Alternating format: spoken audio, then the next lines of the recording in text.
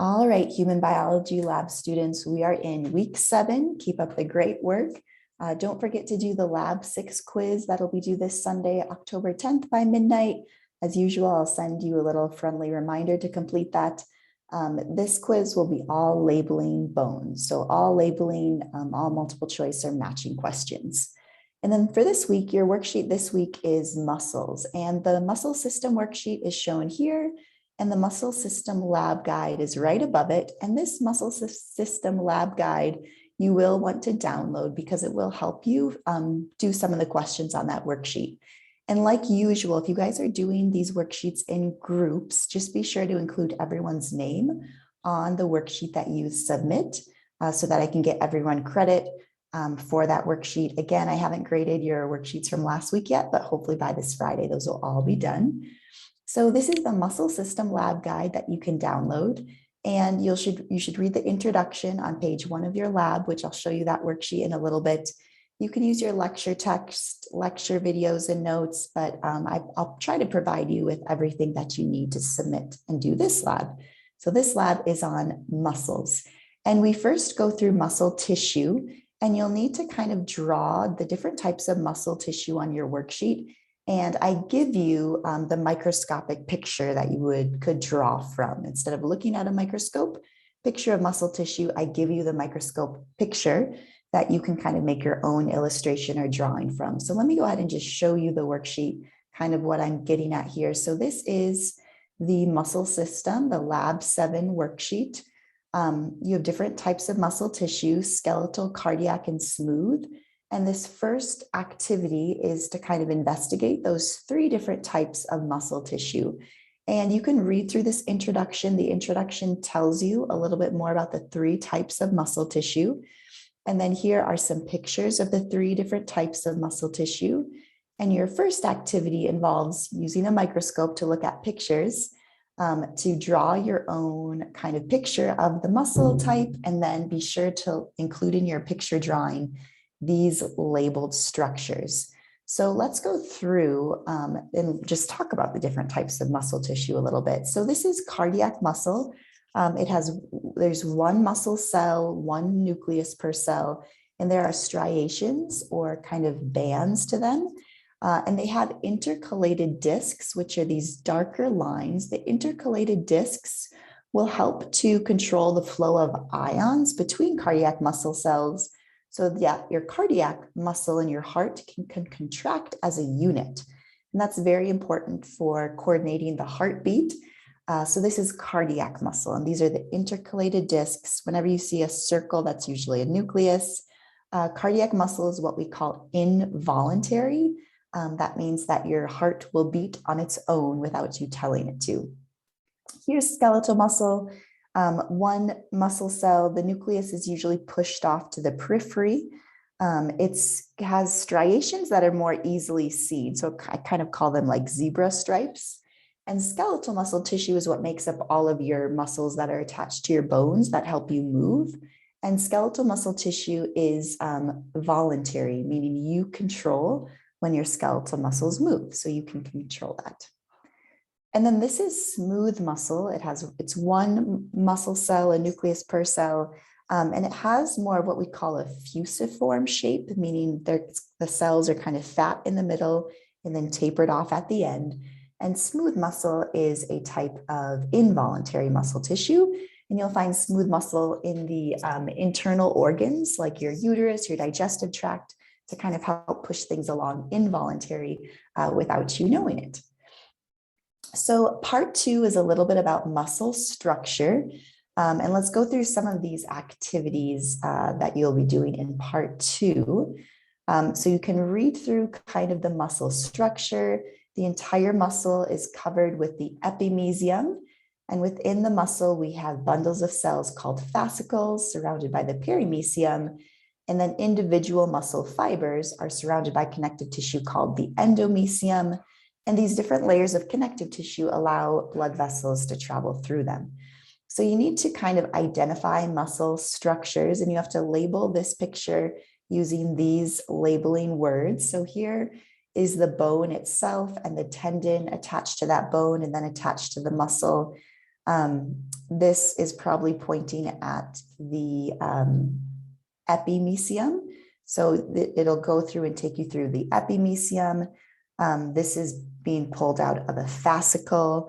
And then what this is pointing out, well, let's talk about this. I would call this the fascicle. And then this up here is probably pointing at the connective tissue covering the fascicles, which are perimysium. And then this layer, this arrow is pointing at a blood vessel, which goes through the connective tissue. This has actually pulled out a muscle fiber, or let's see, some of these are a little confused. This is pulling out the muscle fiber. So this would be pointing at the muscle fiber. And then this arrow is pointing at the connective tissue that surround each muscle fiber, which is the endomysium.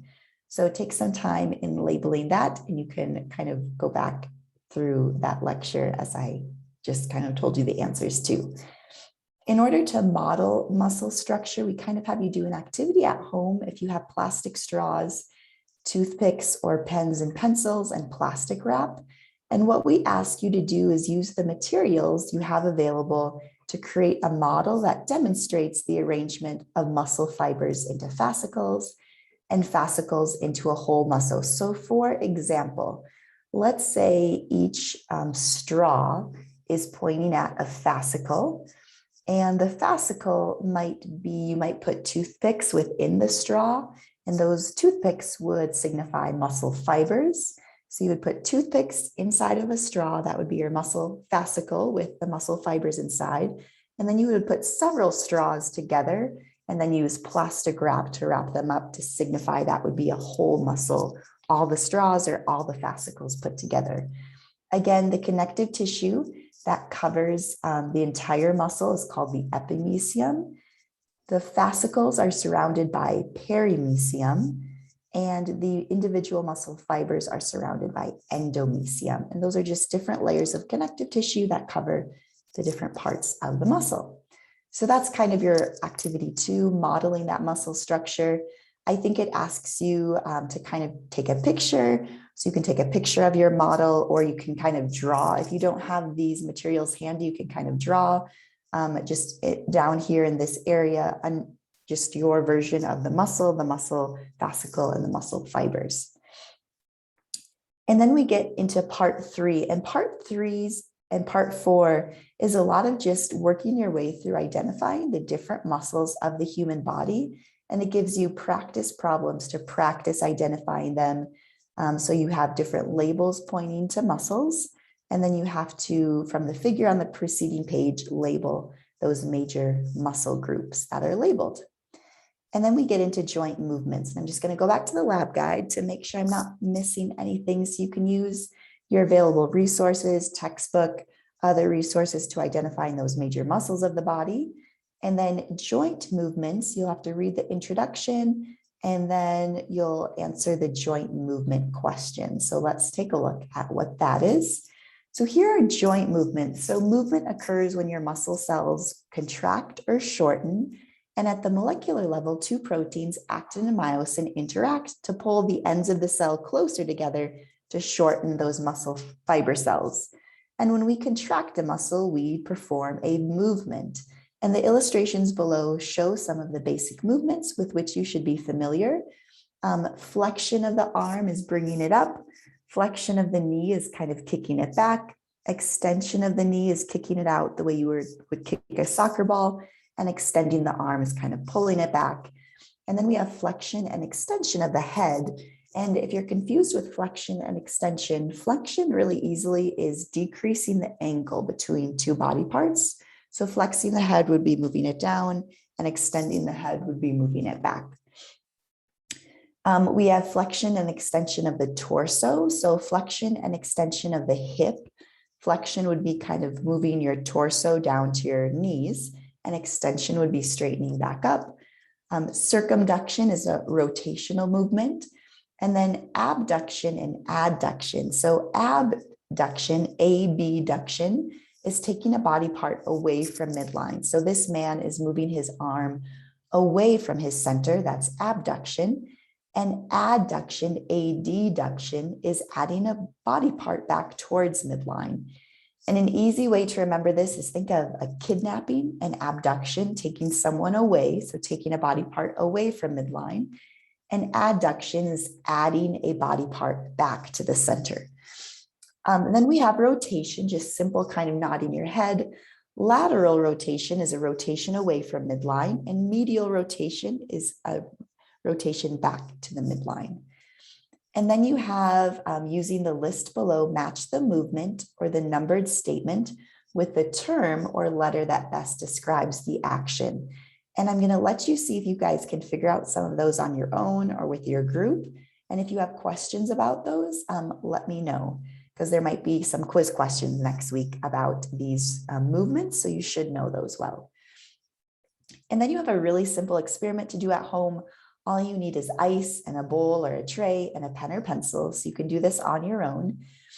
What you're going to do is you're going to write your signature, your name 3 times under normal, and then you're going to hold ice in your hand for 2 minutes. Stop if it becomes too painful, and then you're going to try to write your name 3 times, and then you're going to put your hands in warm water for 2 minutes and then write your signature or your name 3 times after kind of massaging your hand and after it gets warm again.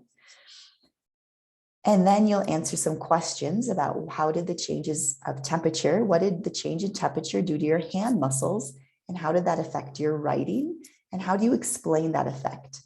And why do you think dancers wear leg warmers and major league pitchers wear jackets before pitching?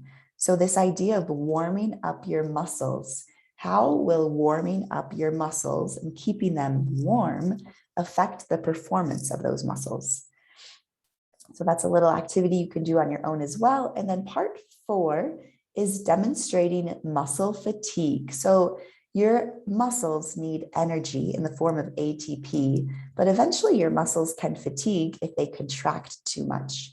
And the procedure for this, you need a stopwatch, which you can use your phone. You're just going to open your hand and extend your fingers as far as you can, and then close your hand into a fist. And make sure you're extending your fingers and closing them into a fist very strongly. And you're going to do that as many times without stopping. And don't do it super fast. Do it just as many times without stopping, just consistent for 30 seconds. And you're going to count your total contractions after 30 seconds. So the easiest way to do that is to start your stopwatch on your phone. Don't look at your phone or have maybe a timer go off at 30 seconds. So don't be focused on the 30 seconds, but while the timer is going, you'll count the number of contractions. And one contraction is an open and closed fist. So that's 1. So you'll do contractions and you'll count and you'll record this number in table 1. You're going to repeat this 10 times and do not rest between trials. This is huge. Do not rest your hand between trials. Try to begin the next 30 seconds as soon as possible. Complete all 10 trials on one hand before switching to the left hand to repeat the steps. So under each trial stands for 1 30-second time frame. And under each trial, you'll record the number of contractions that you did with your fist. So maybe the first trial, you have 30 contractions in 30 seconds. But as the trials go on and you're not resting between those 30-second trials, you might notice your muscles or your hand is starting to fatigue. So you'll record the number of contractions for each trial for each hand, because maybe some of us, we might have a stronger right hand than left hand because we use our right hand a lot more. Those of us who are left-handed might have a stronger left hand. And then take your average contractions, and to take the average, you will add up all 10 trials, the contractions for each, and then divide by 10 to get the average. And then you're going to see maybe which hand is stronger or which can handle the more contractions. You're going to use the information from each trial for both right and left hands to create a bar graph for the 10 trials that you completed. Remember that the independent variable is on the x-axis and the dependent variables on the y-axis. Label the axes and provide an appropriate title. as necessary. So for a simple way to do this, you could put trial number versus number of contractions. So the title could be trial versus number of contractions per trial. And on the x-axis, which is down here, you're probably going to have, you'll have 10 trials. So you'll have 20 different bar graphs because you're going to record 10 trials for the right hand and 10 trials for the left hand. So an easy way to do this is maybe to write down here. So this would be trial number, and you'll have left and right bar graphs. And then above that, you'll have trial number 1, trial 2, trial 3, trial 4, trial 5, and you'll have, so this will be underneath the bars, and you might want to just draw this out. You'll have 6, 7, 8, 9, 10. So these are the trial numbers, and then you'll have a bar graph for the right hand and a left hand. So right above trial number 1, you'll want to draw a bar graph up to the number of contractions that you got in trial 1 with your right hand. And you can color maybe your right hand bars to a different color than your left hand bars. On the y-axis, you need to label this appropriately. So if 0 is down here, maybe you are going to want to do 10, 20, 30, or maybe even 5, 10, 15, 20, 25, 30, depending on how many contractions you're getting in each 30-second trial. So again, you'll label your y-axis contractions because you're recording the number of contractions, and the x-axis would look similar to this. And under each, or right above each trial number, you'll have a bar graph for the right hand and a bar graph for the left hand that tell the number of contractions you got for each hand. Hopefully that makes sense. And again, a good title for this graph would be contractions of each hand for each trial number or something like that. Usually a title can be as simple as saying the labeling of your X and Y axis and just putting a verse in, or VS between them. What does the data in your graph tell you about the number of muscle contractions over time? So if we start, right away, our trial number 1 will probably have the most contractions before our muscles got fatigued. And I would assume that over the course of 10 trials, your bar graphs are going to decrease in contraction number as your muscles get fatigued. How did the squeezing hand and arm feel toward the end of the squeezing time period? And why your muscles are getting fatigued? And by which trial number did the squeezer, the person squeezing their hand, if you want to do this in a group, or by which trial number did you start to experience lactic acid buildup? And how do you know? Lactic acid buildup will be when you start to feel the burn in your muscles. And you'll probably start to feel the lactic acid buildup as the number of contractions decrease, as in the graph. So that is this. Let me take you back to the lab guide to see if we missed anything. The worksheet will really take you through the directions on your own, but you can read through the lab guide for a couple extra kind of instructions. And here's how to insert an image if you would like to do that. So I will stop the recording and answer any questions for those of you who are still here. Thanks, guys. Have a great week.